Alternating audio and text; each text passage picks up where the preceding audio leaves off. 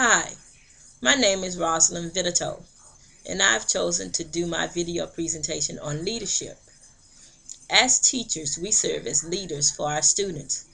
There have been many times where a former student has come back to find one particular teacher or several teachers and thank them for being the person that they were when they had the opportunity to be one of their students. These teachers had a personal impact on their lives. This comes from the leadership and modeling that the teacher exhibited when the child was in their classroom.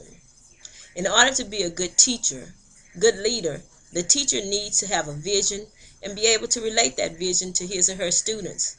A vision is a clear, distinctive, and specific view of what a person values or considers to be of the highest worth. The clearer the vision, the easier it is to relay it to the students. If a teacher has certain expectations of learner behaviors in the classroom, it is very important that they model those behaviors with the students. If the classroom environment is rigid and fixed, it creates an authoritarian atmosphere, and that is how students will respond. If the classroom has a more democratic environment, the students will respond similarly in their classroom encounters. The last part of leadership is empowerment. All leaders have power that goes along with their position, but the successful leader knows how to use it.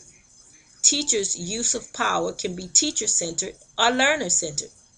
The teacher-centered is based on authoritarian characteristics. Learners are not expected to be verbally active in the learning process, but are generally looked at as receivers and practicing users of teacher-given information. Learning is convergent. It is selected and given to students in the manner that the teacher chooses. Learner-centered style, on the other hand, views the learner as verbally active and seeks divergence in learning. Learner-centered classrooms encourage active participation in exploring, learning, and helping to determine how far they will participate in alternative approaches. Learning is divergent. Most often, we see teacher-centered classrooms because of the standards that have to be met.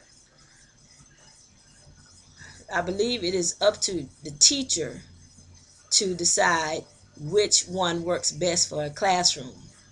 The learner-centered classroom seems to work best to me with preschool or early education, primary grades, because there's more time available for exploring learning freely.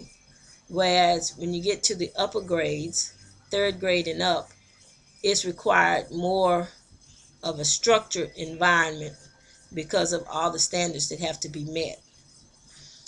Sometimes I think that we have to have a little of both in order to give the children a chance to get some relief from the stress of having to meet standards. And sometimes they need just some freedom to be able to explore learning without having to worry about the standards being met. But as a teacher, when I become a teacher, I feel like that I may incorporate the teacher-centered in the beginning, maybe the first few weeks of 8 weeks or so of school, and then gradually move over into learner-centered in a learner-centered classroom, just for the sake of children being able to have the experience of exploring and learning from their environment. Thank you.